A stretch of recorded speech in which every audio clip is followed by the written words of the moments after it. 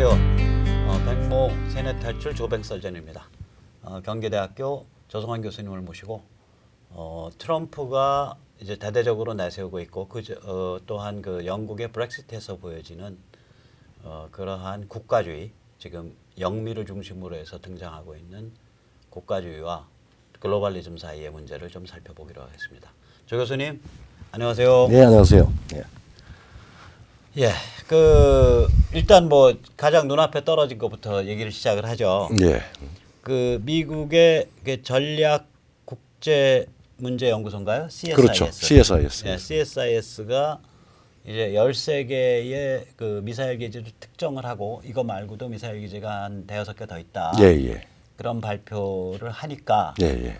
그거를 이제 미국의 NYT 같은 언론에서 대대적으로 받으면서 예, 예. 여기에다가 undeclared, 그러니까 신고되지 않은 예, 예. 미사일 기지다 이렇게 표현을 하고, 또한 이거는 지금까지 트럼프 행정부의 어떤 북한과의 그런 그 관계 예, 예. 문제를 풀려는 시도에 대한 굉장히 심각한 기만이다라고 예, 예. 얘기를 했고, 또 미국 민주당 의원들도 이건 엄청난 기만이다, 디셉션이다 예, 이렇게 예, 예. 공격을 했어요. 예, 예.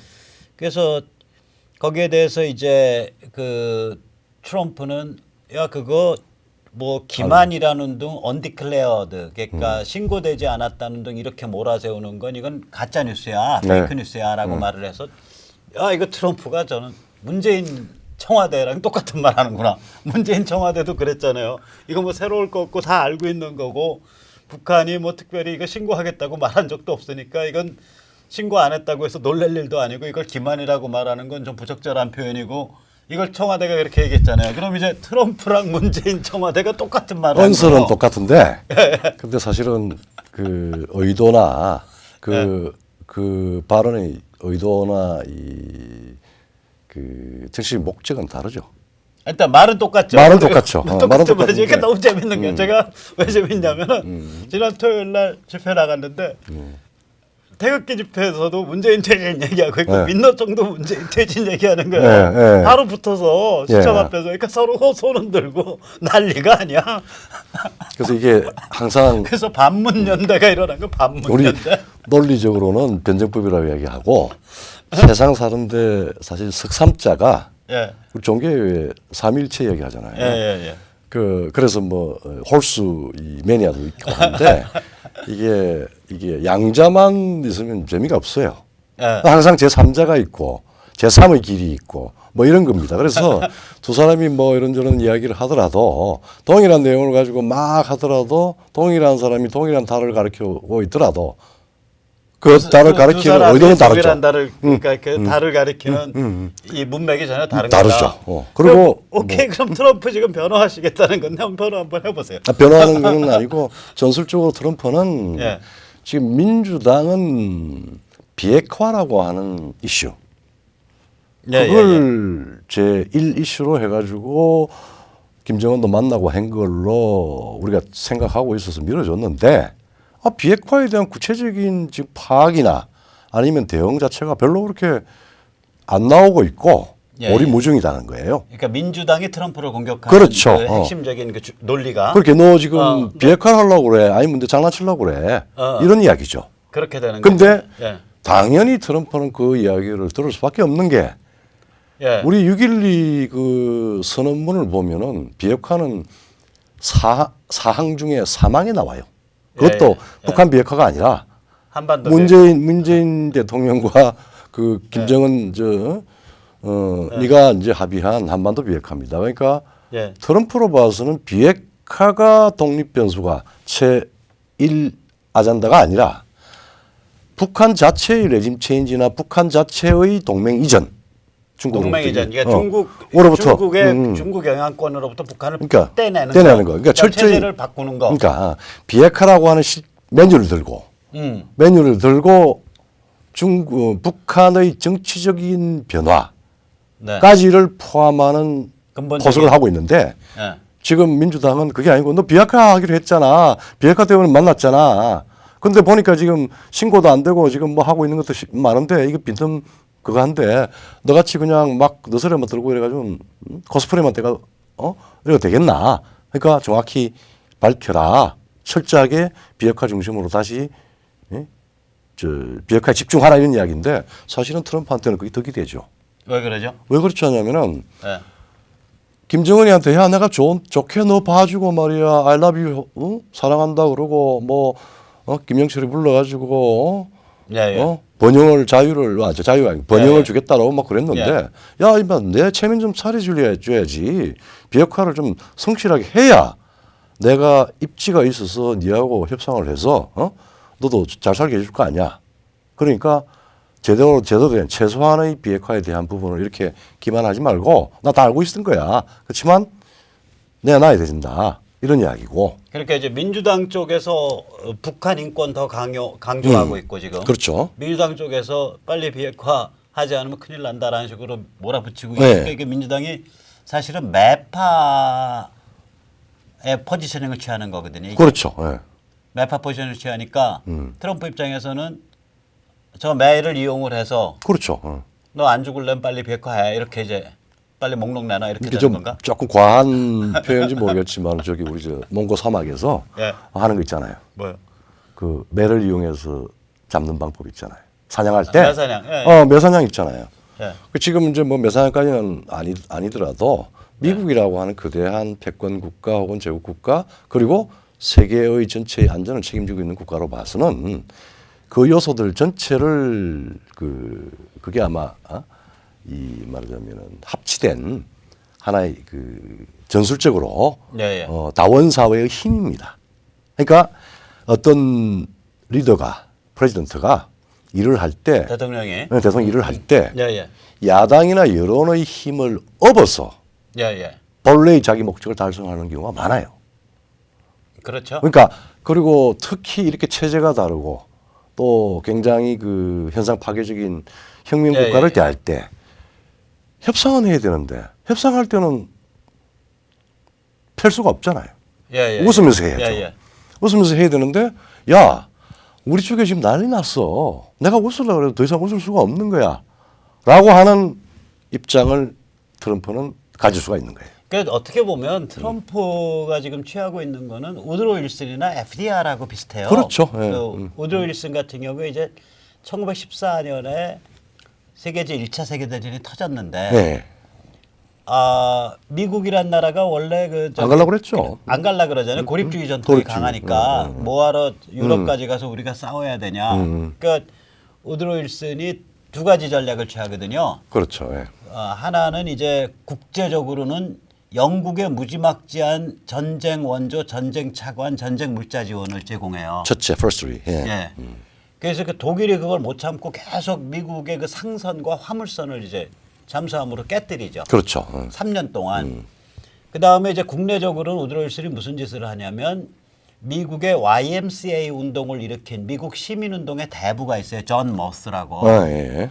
이 존 머스가 1947년인가 이 미국 시민운동 그걸 해갖고 나중에 이제 다 늙어서 노벨 평화상을 받는 사람이에요. 예. 그러니까 존 머스를 내세워가지고 유럽 문명, 예. 그 다음에 현대 문명을 보호하기 위해서는 우리가 참전해야 된다. 제1차 예. 세계대전에. 예. 그래서 참전운동을 일으켜요. 시민 쪽에서. 그렇죠. 예. 자유민주 시민 쪽에서. 그러니까 두 개를 하다가 이제 중국 이제 저기 뭐야 그 독일이 못 참고서 계속 미국 그 화물선을 깨니까 그걸 빌미로 딱 잡아가지고 네. 너희가 왜 통행의 자유를 네. 무역의 자유를 방해해 네. 그러고서 네. 전쟁 난 지 3년 만에 들어가서 깨버리죠. 그렇죠. 예. 그리고 2차 세계대전 할 때도 그런 그렇죠.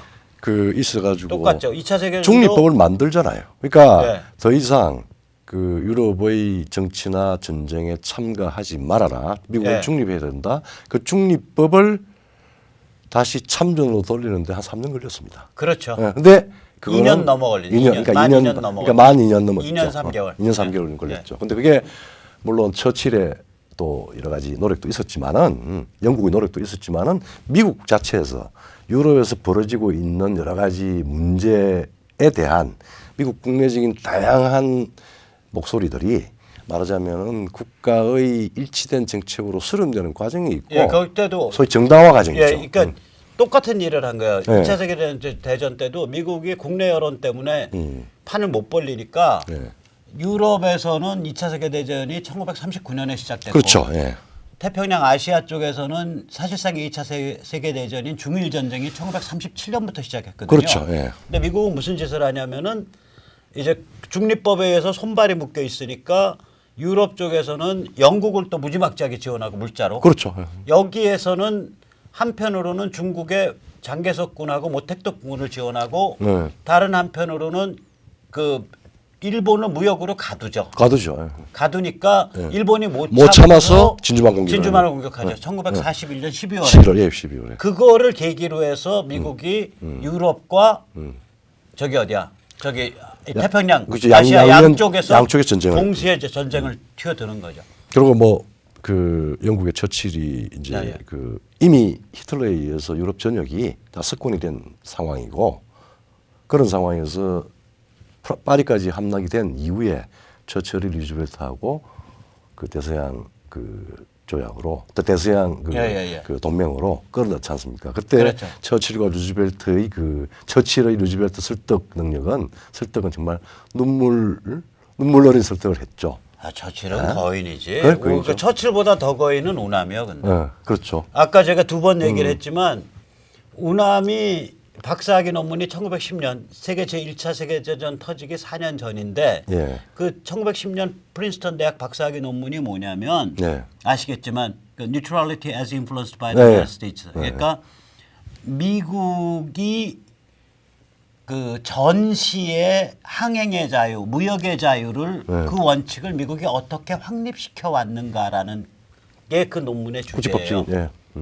그러니까 바로 독일이 그걸 깨고 그걸 깼기 때문에 미국이 1차 세계대전에 참전하게 될 거라는 걸 거의 예언하다시피 한 그렇죠. 논문이에요. 근데 이 양반이 신들린 양반인 게 1941년에도 똑같은 일을 하잖아요. 네, 그렇죠. 그 저편 인사이드 아웃 일본 인사이드 아웃, 내막이라는 책에서 지금 미국은 그러니까 유럽 전선에도 참여를 못하고 아시아 전선에도 참여를 못하지만 저 공격적이고 성격이 강포한 일본. 일제의 예. 도발에 의해서 공격받을 거기 때문에 그때 미국이 세계 제2차 세계대전에 유럽과 아시아 양쪽에 참전하게 된다. 그렇죠. 그게 그 예언이죠. 아마 미국 국내 전문가들도 아무도 예상을 못했을 겁니다. 거의 뭐 조금 다른 이야기는 있었는데 일본이 영어로 프로보크해서 문제를 네. 일으켜서 결국은 참전하게 될 거라고 하는 이야기를 정말 실감나게 실감나게 한 건 처음이고요. 처음이죠. 예. 다른 사람들도 그런 정보 보고는 했던 것 같아요. 근데 단지라기보다 굉장히 중요한 게 뭐냐면 그냥 그런 군사적 예측뿐만이 아니라 그 일본의 군국주의 성격. 전체주의가 국민 심리를 어떻게 조작을 해서 국민을 어떻게? 워머신 네, 워머신으로 국민 전체 그때 일본인이 7천만이에요. 그렇죠. 그 책에 보면 7천만 일본인을 전체를 어떻게 전쟁 기계로 만들었는가라는 네. 걸 생생하게 했어요. 지금은 이제 다시 이제 우리 문제로 돌아와서 예. 늘 우리 설전을 할 때 이제 지금 구도를 바꾼 이제 북한이 지금 말하자면은 진퇴양난으로 해서 계속 이 미국을 말하자면은 이제 도발, 그러니까 물리적인 도발이 아니라 기만을 하든지 뭔 식으로 해서 이 수위가 지금 계속 높아가고 있고 지금 이제 핵을 가졌고 미사일까지 가진 상황에서 그리고 그 도발에 또 하는 부속적인 그 소위 도발 유발자라고 하는 도발 대행업자. 대행업자의 문정권이 또 존재하잖아요. 그러니까 우리 청와대에서는 트럼프하고 동일한 말을 했는데 전혀 다르게 트럼프는 평양을 정리하는 국내적인 말하자면은 여론의 힘을 얻게 됐는데 우리 문정권은 대변인이 참 토당토 없는 이야기를 했죠.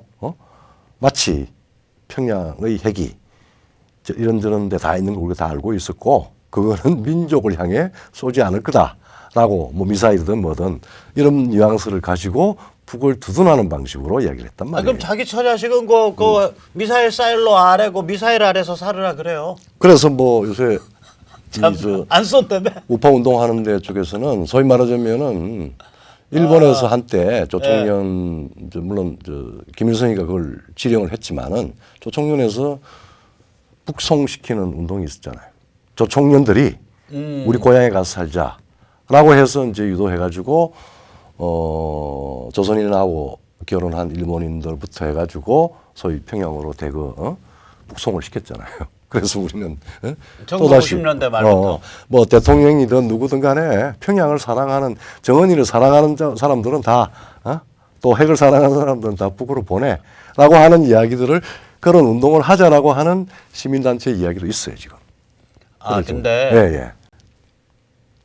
그 얘기 나왔으니까 제가 일본의 그 주류 우파 지식인들이라는 건 일본 애국주의거든요. 예.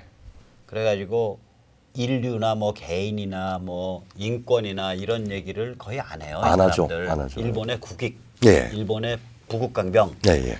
근데 이제 주류는 아니지만 이런 그 개인, 인권, 현대 문명, 자유민주주의 이런 이야기를 열심히 하는 그런 일본 지식인이 있어요. 소시지만 미우라, 있죠. 예. 미우라 고타로라고 이 태극기 집회 2주 전에 와서 저도 봤습니다. 예. 2주 전에 와서 연설을 했었는데 예. 그 미우라 고타로 같은 사람이랑 얘기를 해보면 내가 깜짝 놀랐어요.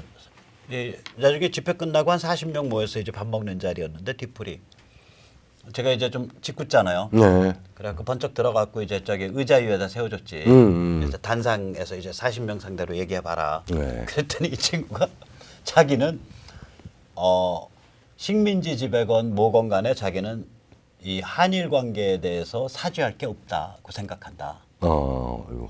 세게 딱 나가더라고. 그러더니 아주 멋있는 말 하더라고. 내가 딱 하나 사죄할 게 있다. 뭐냐?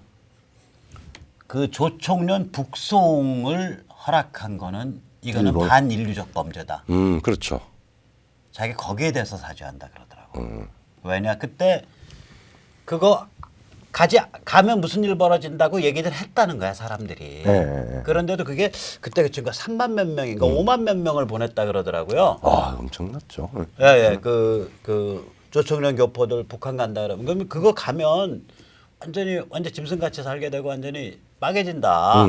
이 얘기를 했는데도 불구하고 일본 정부가 그 정을 알면서도 그거를 그런 북송 캠페인이 벌어지도록 방치했다라는 거지.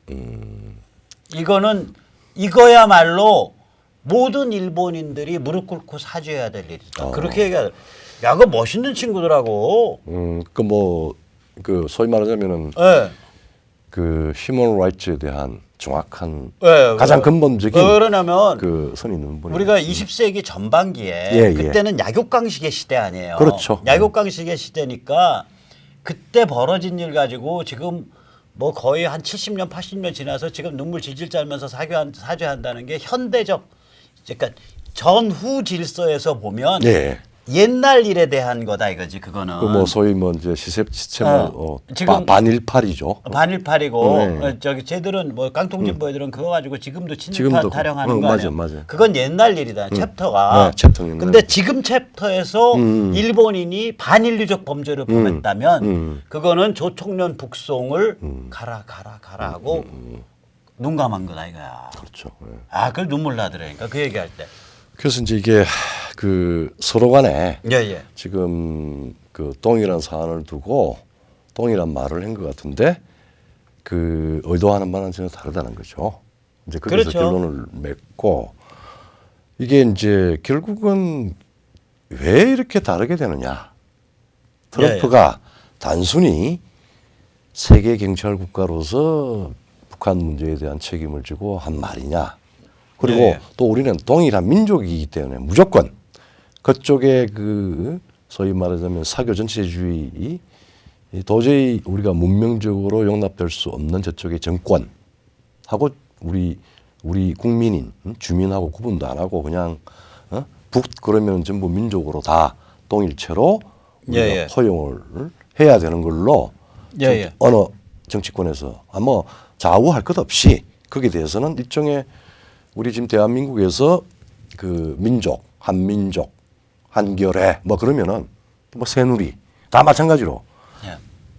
저 말 유기체적 전체를 의미를 해요. 그러니까 이제 조 교수님이나 나 같은 사람은 그런 개념에서 보면은 반민족적 혹은 민족 개념이 박약한 친미주의자예요.